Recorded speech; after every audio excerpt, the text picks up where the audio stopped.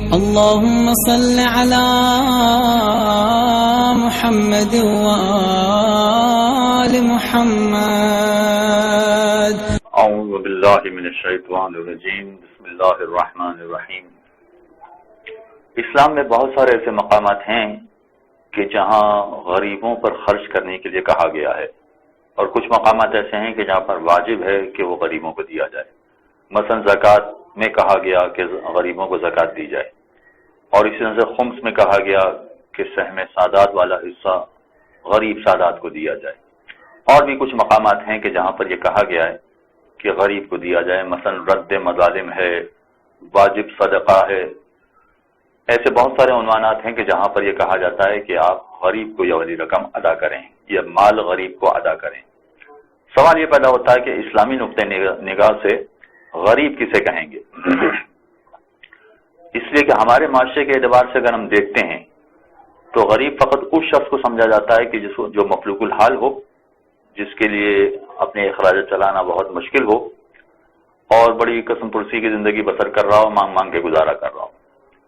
اسلامی نقطۂ نگاہ سے ذرا سا فرق ہے، چنانچہ یہ جاننا ضروری ہے کہ اسلامی نقطۂ نگاہ سے غریب کون کہلاتا ہے. غریب وہ شخص ہے، ہر وہ شخص ہے کہ جس کے اخراجات اس کی آمدنی سے زیادہ ہوں.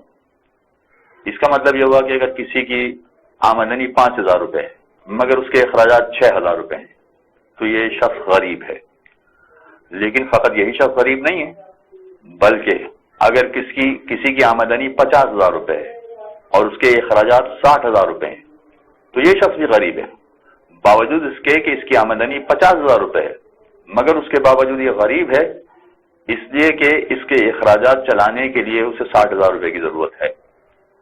اگر کوئی اعتراض کرے کہ صاحب پھر تو ہر آدمی اپنے اخراجات بڑھا لے گا اور غریب بن جائے گا، یہ ایسا وہی کرے گا کہ جو کمزور قسم کا آدمی ہوگا، پست قسم کا آدمی ہوگا، وہ یہ کام کرے گا. اور پھر یہ کہ کوئی ضروری تو نہیں ہے کہ ہر ماہ اسے کوئی نہ کوئی امداد کرنے والا مل جائے.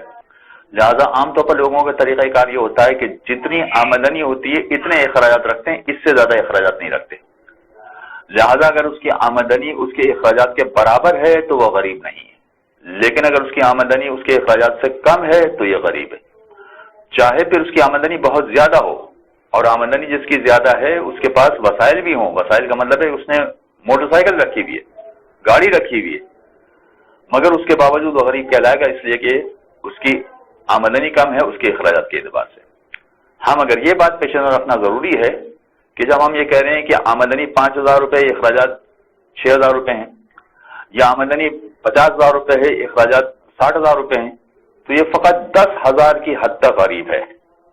یعنی اگر ہم اس کو زکوٰۃ کی رقم دینا چاہیں، خمس کی رقم دینا چاہیں، کسی اور مد میں رقم دینا چاہیں جو اسلام نے واجب کہی ہے، تو 10,000 تک اس کی مدد کر سکتے ہیں، اس سے زیادہ اس کی مدد نہیں کر سکتے. اس لیے کہ جب 10,000 اس کے پاس آ جائیں گے تو وہ غریب نہیں رہے گا، اور غریب نہیں رہے گا تو غریب والا حصہ اس کو نہیں دیا جا سکتا ہے. لہذا یہ بات پیش نظر رکھنا ضروری ہے کہ اگر کسی سادات کی مدد کی جا رہی ہے تو فقط اتنی مدد کی جائے کہ جتنی اس کی ضرورت ہے. اگر فرض کیجئے کہ سید ہے، آمدنی 50,000 ہے، اس کے اخراجات 60,000 ہیں، تو ہم 10,000 کی مدد اس کو کر سکتے ہیں.